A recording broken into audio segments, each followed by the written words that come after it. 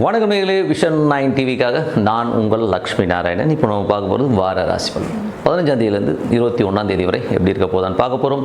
எப்போதுமே சொல்கிறதாங்க, லக்னத்துக்கு பார்க்கணும்.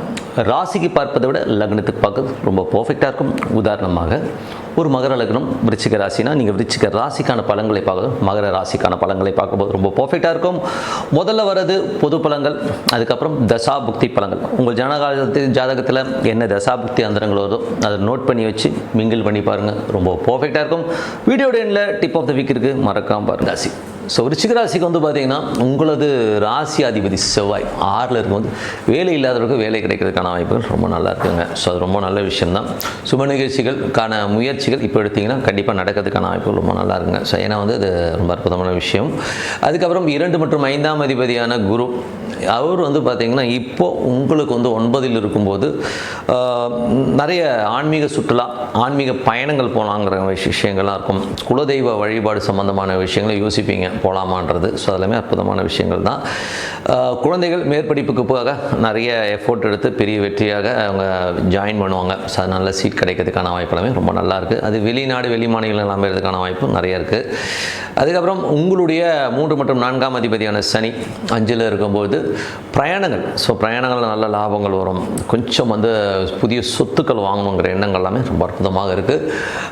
அதுக்கப்புறம் பார்க்கும்போது உங்களுக்கு 5ஆம் அதிபதி, ஸோ 5ஆம் அதிபதி வந்து பார்த்திங்கன்னா உங்களுக்கு வந்து இப்போது இந்த 8ல் இருக்குது. ஸோ 8லேருந்து 9க்கு போயிட்டார். ஸோ அதனால் ஒன்றும் பிரச்சனை இல்லை. குழந்தைகள் வந்து நிறைய பிரயாணங்கள் போகிறதுக்கான வாய்ப்புகள் நிறைய இருக்குது. வெளி மாநிலங்கள், வெளி நாடு, இந்த மாதிரி விஷயங்களில் போய் படிக்கிறதுக்கான வாய்ப்புகள் ரொம்ப நல்லா இருக்குங்க. அதே நேரத்தில் வந்து பார்த்திங்கன்னா ஆன்மீக சுற்றுலா, ஆன்மீக பயணங்கள், குலதெய்வ வழிபாடு சிறப்பான பலன்களை இந்த டைமில் கண்டிப்பாக கொடுக்குங்க. ஸோ அதெல்லாமே ரொம்ப நல்ல விஷயங்கள் தான். குடும்பத்தில் தேவையில்லாத ஒரு வாக்குவாதங்களை தவிர்த்துக்கிறது ரொம்ப ரொம்ப நல்லதுங்க. அதுதான் விஷயம், வேற ஒன்றும் அதுதான் ரொம்ப மெயினாக இருக்கும். பணம் இன்வெஸ்ட்மெண்ட் சம்மந்தமான விஷயம் கொஞ்சம் கேர்ஃபுல்லாக இருந்துக்குங்க. அதுக்கப்புறம் உங்களுடைய 8ஆம் அதிபதி, ஸோ 8ஆம் அதிபதியான புதன் வந்து ஆட்சி பலத்தோடு இருக்கும்போது ரொம்ப கவனமாக இருக்கணும். ஏன்னா வந்து 8ன்னும் போது அதுவும் குருடைய சார்பில் பெரும் பணம் சம்மந்தமான விஷயங்கள் ரொம்ப கேர்ஃபுல்லாக ஹேண்டில் பண்ணுறது ரொம்ப ரொம்ப அவசியம். அதுக்கப்புறம் உங்களுக்கு 7ஆம் அதிபதியான சுக்கிரன், 7ஆம் அதிபதி சுக்கிரன் வந்து உங்களுக்கு 9ல் இருக்கும்போது நிறைய பிரயாணங்கள் பண்ணுறமான விஷயங்கள், வியாபார ரீதியான விஷயங்கள் நிறைய வந்து சுற்றுறது, இந்த மாதிரி விஷயங்கள்லாம் இருக்கும். ஸோ அதனால் நல்ல லாபங்கள் வரதுக்கான வாய்ப்பு எல்லாமே ரொம்ப நல்லா இருக்குது. சுப நிகழ்ச்சிகள் சம்மந்தமான விஷயங்கள், பரிகாரங்கள் சம்மந்தமான விஷயங்கள், கோயில்களுக்கு போகிற மாதிரி விஷயங்களுமே அற்புதமாக இருக்குங்க. ஸோ அதெல்லாமே ரொம்ப நல்ல விஷயங்கள் தான். அதுக்கப்புறம் உங்களுக்கு 9ஆம் அதிபதி வந்து பார்த்திங்கன்னா உங்களுக்கு வந்து நல்ல ஏற்றங்கள், நல்ல லாபங்களும். வியாழன் வெள்ளிக்கிழமைகளில் வந்து ஒரு சின்னதாக ஒரு ஸ்ட்ரெஸ்ஸஸ் வந்து போகும், மற்றபடி எல்லாமே சிறப்பு தான். அதுக்கப்புறம் பார்க்கும்போது உங்களுடைய 10ஆம் அதிபதி வந்து பார்த்திங்கன்னா உங்களுக்கு வந்து சூரியன், 10ஆம் அதிபதி சூரியன் வந்து உங்களுக்கு வந்து இப்போ 8ல் இருக்கும்போது தொழில் ரீதியான விஷயங்களில் பெரிய ரிஸ்க் எடுக்காமல் இருக்கிறது ரொம்ப ரொம்ப நல்லது. ஏன்னா வந்து ஏதாச்சும் பெரிய ரிஸ்க் எடுத்து மாற்றுறதுக்கான வாய்ப்புலாம் ரொம்ப ரொம்ப கவனம் தேவை. ஏன்னா வந்து அது ஒரு எமோஷனையும் ஸ்ட்ரெஸ்ஸையும் கண்டிப்பாக கொடுத்துருங்க. ஸோ அதனால் ரொம்ப கேர்ஃபுல்லாக இருங்க. அதுக்கப்புறம் பார்க்கும்போது உங்களுக்கு 11ஆம் அதிபதியான புதன் 8ல் இருக்கும்போது நண்பர்கள், மூத்த சகோதர சம்மந்தமான விஷயங்கள் ரொம்ப ரொம்ப கேர்ஃபுல்லாக இருக்கணும். யாராச்சும் பார்ட்டி கீட்டி கூப்பிட்றாங்கன்னா இப்போல்லாம் அவாய்ட் பண்ணிக்கிறது ரொம்ப ரொம்ப நல்லதுங்க. அதுக்கப்புறம் 12ஆம் அதிபதியான சுக்கிரன் வந்து பார்த்திங்கன்னா உங்களுக்கு 9ல் இருக்கும்போது நிறைய பிரயாணங்கள் நல்ல லாபங்கள் வரதுக்கான வாய்ப்புகள் எல்லாமே ரொம்ப சூப்பராக இருக்குங்க. ஸோ எல்லாமே ரொம்ப சிறப்பு தான். இதுவரை பார்த்து பொது பலன்கள் இப்போ பார்க்கணும். தசாபுக்தி பலன்கள் விருச்சிக லக்னமாக இருந்து சூரியன் தசாபுக்தி இருந்தாலும் சூரியன் வந்து 10ஆம் அதிபதி வந்து பார்த்திங்கன்னா இப்போது உங்களுக்கு 8ல் இருக்கும்போது தொழில் ரீதியான விஷயங்கள் ரொம்ப கவனம் தேவை. பேராசை காட்டி மற்றவர்களை ஏமாத்துறதுக்கான வாய்ப்புகள், பெரிய லோன் வாங்கி தரேன்னு சொல்லி ஏமாத்துறதுக்கான வாய்ப்புகள் ரொம்ப கவனமாக இருக்கணும். அதே மாதிரி வேலை விஷயங்கள்லையும் வந்து கொஞ்சம் கேர்ஃபுல்லாக இருந்துக்குங்க. ஓகேங்களா? ஸோ கார்டெலாம் ஸ்வைப் பண்ணும்போதெல்லாம் கொஞ்சம் கேர்ஃபுல்லாக பார்த்துக்கிறது ரொம்ப ரொம்ப நல்லது. பேங்கிங்கில் ரொம்ப ரொம்ப கவனம் தேவை. அதுக்கப்புறம் பார்க்கும்போது உங்களுடைய விருச்சிக லக்னம் வந்து சந்திர தேசாவது, சந்திரன் சிறப்பான பலன்களை கண்டிப்பாக கொடுக்கும். புதன் வியாழக்கிழமைகளில் மட்டும் கொஞ்சம் கேர்ஃபுல்லாக இருந்துக்கிறது ரொம்ப ரொம்ப நல்லது, மற்றபடி எல்லாமே சிறப்பு தான். அதுக்கப்புறம் பார்க்கும்போது விருச்சிக லக்னமாக வந்து செவ்வாய் தேசாவது, செவ்வாய் வந்து பார்த்திங்கன்னா உங்களுக்கு வந்து 6ல் ஆட்சி பலத்தோடு இருக்கும்போது வேலை சம்மந்தமான விஷயங்கள், நல்ல ஏற்றமான விஷயங்கள், நல்ல லாபங்கள் வரதுக்கான வாய்ப்பெல்லாம் இருக்குது. பட் உடல் ரீதியான விஷயங்களில் கொஞ்சம் கேர்ஃபுல்லாக இருக்கணும். சில பேருக்கு வந்து அடிவயிறு, கால்கள் சம்மந்தமான விஷயங்கள் சின்ன வலி வந்து போகிறதுக்கான வாய்ப்புகளும் கொஞ்சம் கவனமாக இருந்துக்கிறது ரொம்ப ரொம்ப நல்லது. விருச்சிக லக்னமாக ராகு தேசாபுத்தி இருந்தால் ராகு 4ல் இருக்கும்போது தாயார் கொஞ்சம் கோபப்படுவாங்க. கொஞ்சம் கம்ஃபர்ட் ஜோனாக இருக்கணும்னு பார்க்குறோம், பட் முடியலைங்கிற ஒரு இயக்கங்கள், கொஞ்சம் கோபதாபமான விஷயங்கள்லாம் இருக்கும். அது என்ன பண்ணுறது, அதெல்லாம் ஒன்றும் பிரச்சனை இல்லை, கொஞ்சம் பார்த்து நடந்துக்குங்க. அதே மாதிரி இருதய சம்மந்தமான விஷயங்கள் வந்து கொஞ்சம் கேர்ஃபுல்லாக இருந்துக்குங்க. ஏதாச்சும் ஒரு மாதிரி இருக்குன்னா உடனே ஹாஸ்பிட்டல் போய் பார்த்துக்கிறது ரொம்ப ரொம்ப நல்லது. அதுக்கப்புறம் விருச்சிக லக்னமாக வந்து குரு தேசாபுத்தி இயந்திரங்கள். குரு வந்து பார்த்திங்கன்னா 2, 5ஆம் அதிபதி. இப்போ 9ல் இருக்கும்போது ஆன்மீக சுற்றுலா, ஆன்மீக பயணங்கள் பண்ணுறதுக்கான வாய்ப்புகள் இருக்குது. குடும்பத்தில் பேசும்போது கொஞ்சம் கவனமாக பேசுங்க. ஏதாவது பேசி இடவனம் மாட்டிக்கிறதுக்கான வாய்ப்புகள் கொஞ்சம் கவனமாக பார்த்துக்கணும். பெரிய இன்வெஸ்ட்மெண்ட் எல்லாமே இப்போ தவிர்த்துக்கிறது ரொம்ப ரொம்ப நல்லது. அதுக்கப்புறம் வந்து விருச்சிக லக்னமாக இருந்து சனி தேசாபுத்தி யந்திரங்கள். சனி வந்து பார்த்திங்கன்னா உங்களுக்கு வந்து என்ன மாதிரி விஷயங்கள் பண்ணணும். சனி வந்து இப்போ உங்களுக்கு 5ல் இருக்கார். ஸோ 5ல் இருக்கும்போது சொத்துக்கள், புதிய சொத்துக்கள் வாங்குறதுக்கான வாய்ப்புகள் இருக்குது. பட் தான் ரொம்ப கேர்ஃபுல்லாக இருக்கணும். ஏன்னா குழந்தைகள் நம்மளை ஏமாற்றுறது, சொத்துக்கள் வாங்கும்போது டாக்குமெண்டேஷன் சம்மந்தமான விஷயம்லாம் கொஞ்சம் கேர்ஃபுல்லாக பார்த்துக்கிறது ரொம்ப ரொம்ப நல்லது. விருச்சிக லக்னமானது புதன் தேசாபுத்தி யந்திரங்கள். புதன் வந்து பார்த்திங்கன்னா உங்களுக்கு 8ஆம் அதிபதி ஆட்சி பலத்தோடு இருக்கும்போது நண்பர்கள், மூத்த சகோதர சம்மந்தமான விஷயங்கள் ரொம்ப கேர்ஃபுல்லாக இருக்கணும். அதே நேரத்தில் வந்து பார்த்தா குழந்தைகளே நம்மளை ஏமாற்றுதோ அப்படிங்கிற ஃபீலிங், அதே மாதிரி தொழில் ரீதியான விஷயம் கொஞ்சம் கேர்ஃபுல்லாக இருந்துக்கிறது ரொம்ப ரொம்ப நல்லது.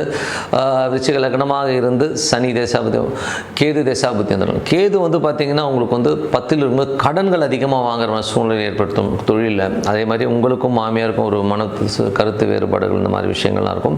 கொஞ்சம் கேர்ஃபுல்லாக ஹேண்டில் பண்ணுறது ரொம்ப ரொம்ப அவசியம். விருச்சிக லக்னமாக வந்து சுக்கிர தேசாபுத்தி யந்திரங்கள். சுக்கிரன் வந்து 7ஆம் அதிபதி 9ல் இருக்கும்போது நல்ல ஏற்றங்களும் நல்ல லாபங்களும் வரதுக்கான வாய்ப்பு, பிரயாணங்களும் நல்ல லாபங்கள் வரதுக்கான வாய்ப்புகளுமே ரொம்ப அற்புதமாக இருக்குங்க. ஸோ என்னை பொறுத்தவரை நல்ல ஒரு பிரார்த்தனை, மனதார இறைவனை பிரார்த்தனை கண்டிப்பாக நம்ம அடுத்த லெவல் போகிறதுக்கான வாய்ப்பு ரொம்ப சிறப்பாக இருக்குது. இப்போ பார்க்க tip of the week. Tip of the week. So tip of the வீக்கில் சஷ்டி விரதம். ஸோ சஷ்டி விரதம்ங்கிறது வந்து பார்த்திங்கன்னா ரொம்ப ஒரு பவர்ஃபுல்லான விரதம்.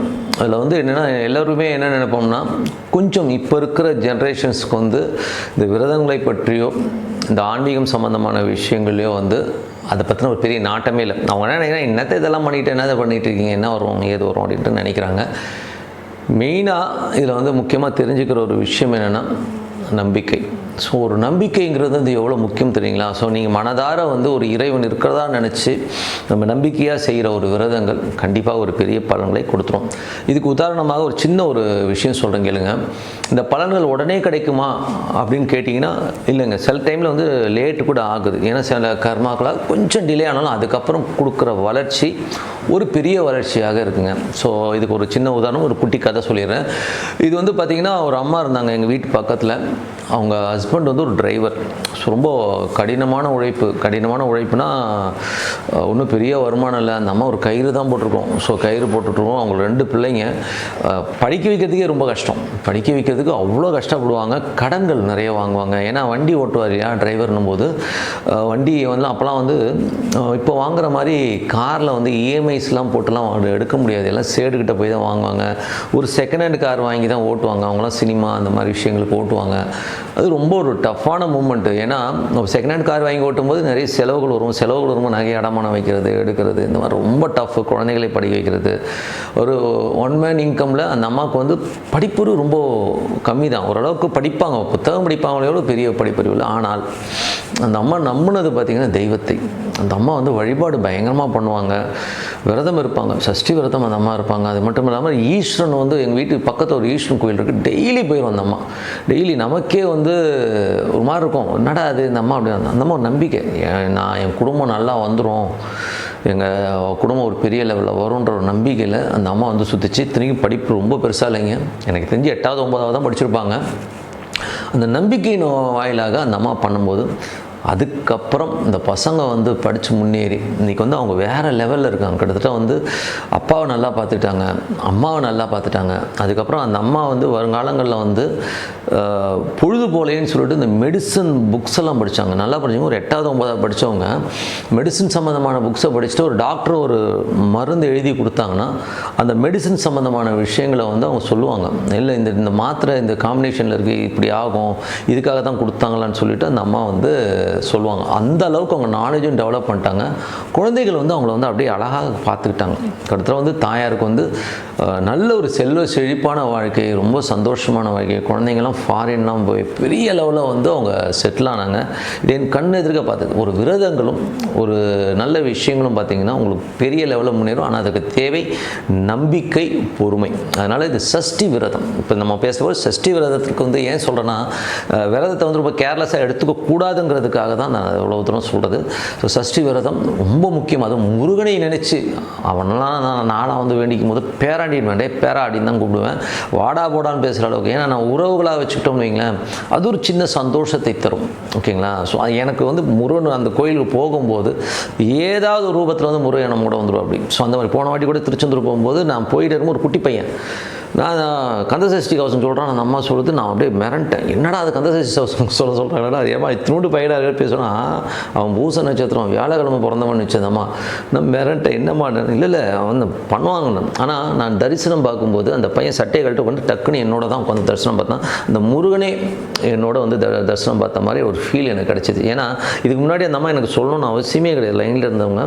ஸோ அந்த மாதிரி இறைவன் உங்களோட ட்ராவல் ஆகிறதுலாம் நிறைய நீங்கள் உட்காந்து நோட் பண்ண மாட்டீங்க. நோட் பண்ணும்போது அது பக்கத்துலேயே தான் ட்ராவல் ஆகும். அதனால் விரதம்ன்றது இந்த சஷ்டி விரதம் ரொம்ப முக்கியமான விரதம். குழந்தை வரம் வேண்டி முருகனை வந்து வேண்டிக்குங்க, ரொம்ப சூப்பராக இருக்கும். முருகன் வந்து அவ்வளோ அழகாக அருமையான குழந்தையாக பிறப்பாங்க. இந்த விரதம் வந்து அவ்வளோ, நீங்கள் வந்து முதல்ல வந்து இந்த சுகரு ப்ரெஷரு இதெல்லாம் இருக்கவங்க இந்த விரதம் எல்லாம் இருக்காதீங்க. முதல்ல அதை சொல்லிடுறேன். ஏன்னா நீங்கள் சுகர் ப்ரெஷர்லாம் வச்சுக்கிட்டு நீங்கள் விரதம் இருந்தீங்கன்னா ரொம்ப சைடு எஃபெக்ட் இருக்கும். அந்த மாத்திரை போடுறவங்களாம் இருக்காதீங்க.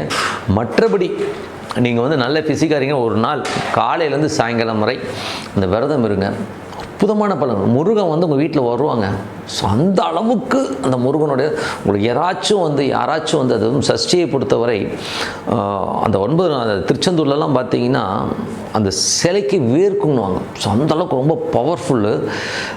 சஷ்டியில் வந்து பார்த்திங்கன்னா அந்த உங்களை யாராச்சும் எதிர்த்து ரொம்ப உங்களை வந்து புண்படுத்தி ரொம்ப கம்ப்ரெஸ் பண்ணி வேலையில் இருக்கட்டும் குடும்பத்தில் இருக்கட்டும் என்னை ரொம்ப நோவடிக்கிறாங்க அப்படின்னா இந்த சஷ்டி விரதம் இருங்க.